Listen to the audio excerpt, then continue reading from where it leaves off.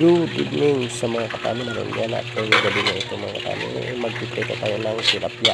Ayan, at kakarating na natin bago sa kakarating na natin umuwi. Bago pa lang sa ito.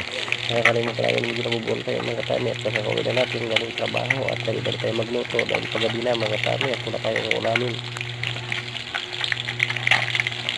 At nakapumpisa na nga tayo dito mga katami. Dalawang praso ng aking naluto at tayo tira pang-apat. Bali, anim ang ating luto yung unang mga katami.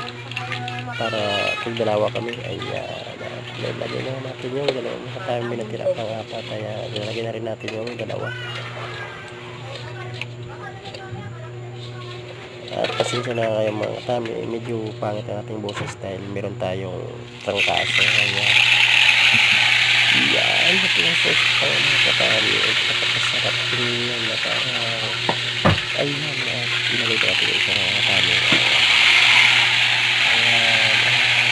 Kumaso ako ng tika mga katami at sigurado pagpirma natin ito mga natin balik tayo sigurado crispy na dito. Ayan, pero siyempre mga katami ito natin yung natin masyado crispy kasi pag lumamit siya mga katami napakatigas kainin. Ayan, kaya medyo malambot ang ating ginagawa.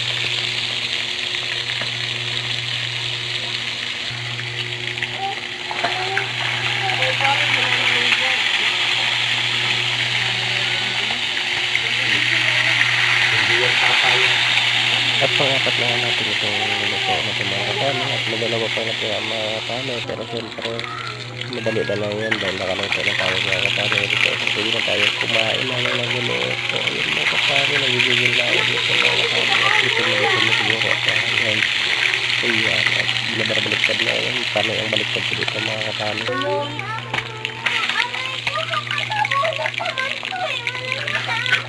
Ayan, at pinatuto na siya nito mga katami. So, siyempre, lagay pa natin dito para lalo pag kumulo mga katami. Ayan, next, dalawa na lang natira mga katami. At pwede tayo kain. Bye-bye.